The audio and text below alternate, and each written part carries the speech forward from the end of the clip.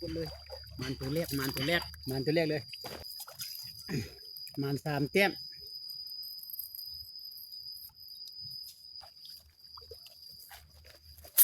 มัน2 เต้มซิอยู่นี่เฮ็ดออกแล้วนี่จักแม่นเฮ็ดหยังเบาจันบ่ฮู้กินเด้อนี่เห็นบ่นี่เบาจันบ่ฮู้พี่น้องเอ้ยอัน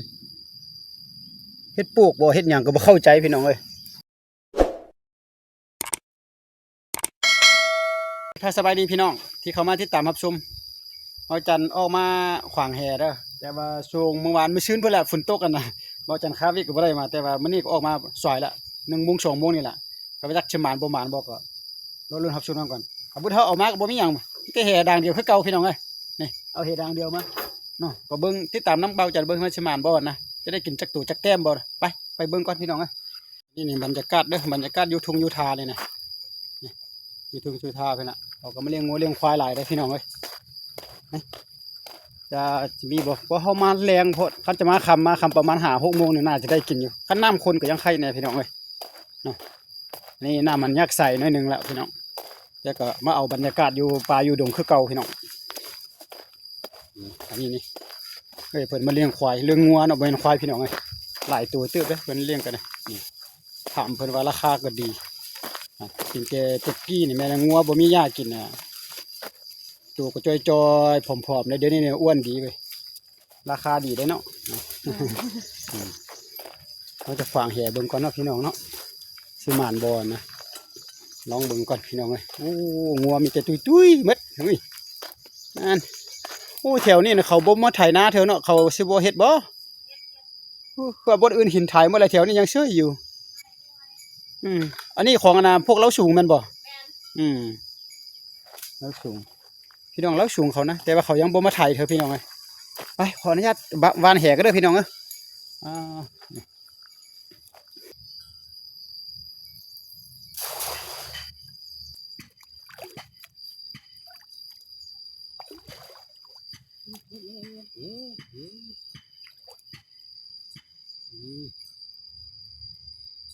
กดเลย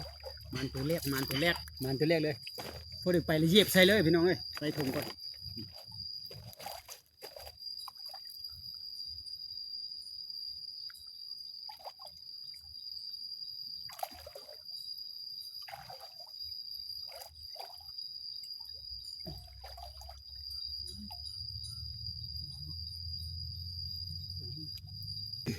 มัน3 เต้ม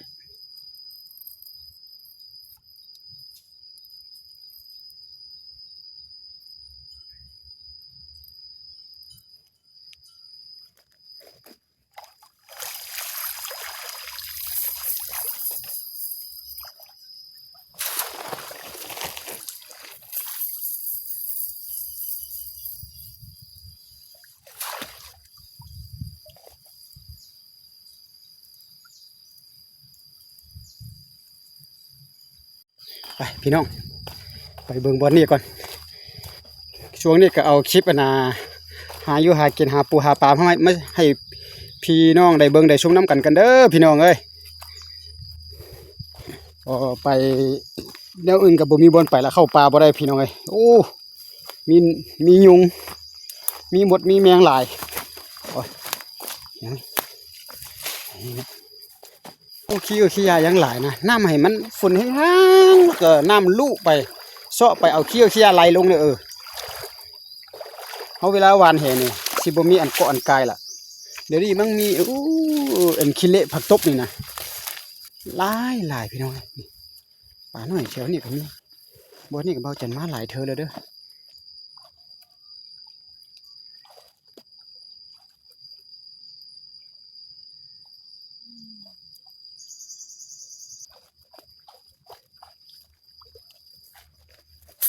มัน2 เต้มซิ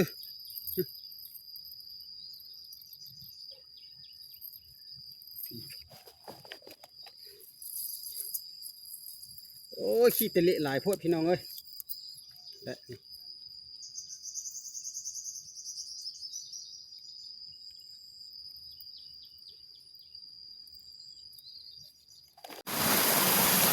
เราจันว่าแล้วน้ำมันเริ่มลงอยู่นี่หลายพี่น้องเนี่ย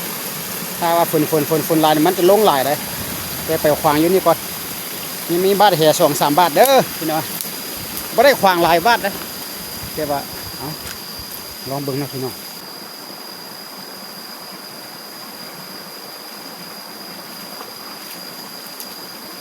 ที่เจอหวยซิลี่พี่น้องหวยซิลี่หน่วยใหญ่ใหญ่อุ้ยเก็บเอาก่อนเนาะนั่นนี่อยู่นี่ก็ด้วยหนึงนี่ใหญ่แท้ใหญ่ว่าพี่น้องเอ้ยใส่ถุงเนี่ย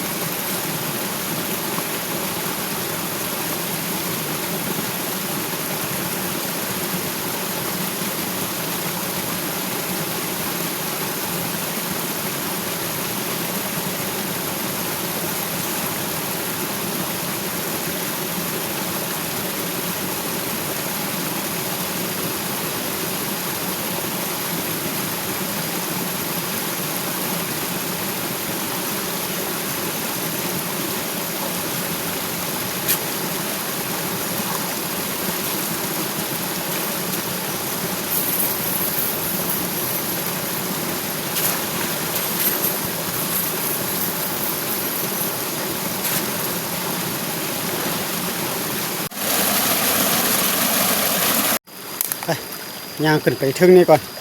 อยู่ถึงนี่ประมาณบาทหนึ่งแหละน้ำยังบ่แห้งพี่น้องมันแห้งในน้ำตัวนี้ท่วมไปเมื่อได้ปลานี่นะโอ้ยจะได้ปิ้งอยู่บ่ได้หลายก็ได้ประมาณจาก10 ตัวก็ยังดีพอได้ปิ้งมือแรงพี่น้องเลย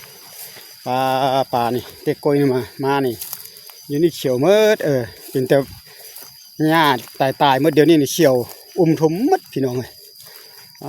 บนนี่ผักตบไหลลงมาคาอยู่นี่บริเวณบนนี้นี่ควางเจริญเธอก็ได้กินได้บนนี้พี่น้องเลยโอ้ผักตบไหลลงมากินเต้นแหนมัดหุยจะมีอยู่บ่นี่แหนน้ำไปเจ้าของใช้อยู่เท่านี้บาทหนึ่งเด้อดูว่าจะได้อยู่นี่เฮ็ดออกแล้วนี่จักเป็นเฮ็ดยังเบาจันบูฮู้กินเด้อนี่เห็นบ่นี่เบาจันบูฮู้พี่น้องเลย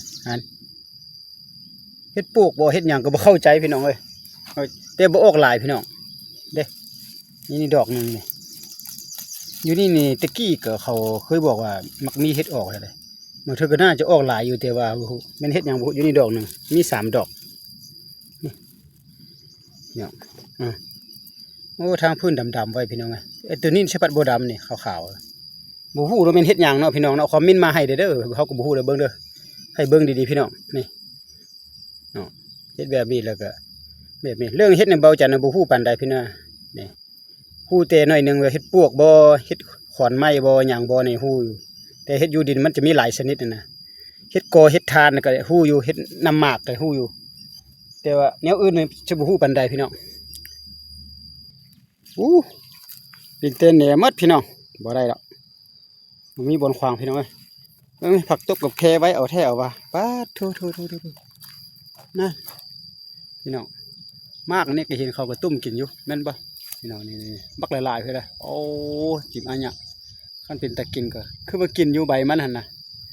นี่ใบมันนี่นะพี่น้องกินอยู่เลยผักตบนี่โอ้พี่น้องบ่มีบนขวางมีแต่ไปยูเจพูนยูเจสุดพุ่นไปเบิ่งบ้านนึงก่อนจะมีบ่น้องพี่น้องเอาน้ำกับเบาจันไปเลยพี่น้องตัดภาพเราก็ไปถ่ายอยู่หันบ้านนี้ก่อนนกนี่พี่น้องเบาจันมาหอบที่3แล้วก็ยังอยู่คือเก่าได้พี่น้องนี่โอ้มันก็คิดว่าตีแตกปีกเลยก็เทว่าบินหมดแล้วอะไรเบาจันคิดนี่นี่เห็นบ่เบิ้งเด้อเบาจันจุกออกมาให้เบิ้งเด้อแต่ก็บ่ได้ทำลายเด้อขออนุญาตบัดโลเด้อพี่น้องจุกออกหน่อยเอ้ยนี่สำนี่พี่น้องเอ้ยยังแดงกำลังปีกอ่อนๆประมาณ3-4-5 มื้อนี่แหละจึงจะบินได้เอาใส่ไปเอาอยู่ดีแหละอยู่คือเก่า ให้แม่มึงน่ะหาอาหารไม่ให้กินเด้อย่างพันป่าพันดงไปรอบสามมาก็ยังอยู่คือเก่า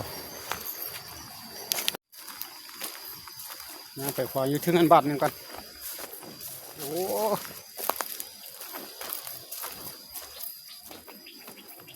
ย่างป่าบ่เข้าไว้พี่น้องเลยกิ่งไม้อยู่นี่ตกมาหมดพี่น้องฝนตกแล้วก็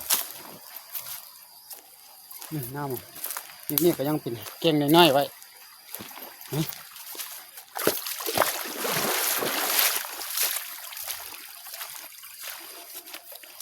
มานปนินคือตะเกียบบ้านหน้าเนี่ยได้กินอยู่เด้อบ้านหน้าให้มันน้ำใหญ่ขึ้นมาได้กินอยู่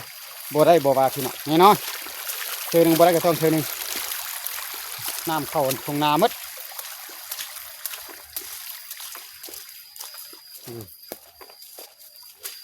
อ๋อผักตบพ่อมาอยู่นี่พี่น้องเลยกินแต่ผักตบหมดเมื่อแรงกับฝนตกบุอยากห้อนอยู่พี่น้องโอ้โหมีบนท่านมีป่าเนี่ยความประมาณซ้ำนี่เดี๋ยวซ้ำจะกินพี่น้องงัวน่ะได้กินหญ้าอิ่มๆแล้วก็ตุ้ยตีเว้ยในเบิ้งไหมเบิ้งก็พูดเลยมันตุ้ยแต่กี้บ่มีหญ้ากินจ้อยๆแล้วก็หันอยู่นี่กับผักตบเต็มฟังมาได้ย่างกล้องโอ้ย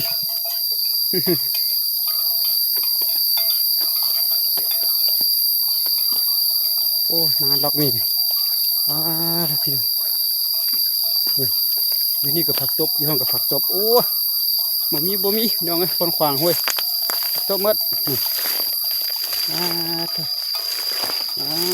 ผักตบความหนามีเตะจอกหลอกบนเดียวน้อยๆนี่เป็นตะขวางอยู่บนนี่ก็ได้โอ้ย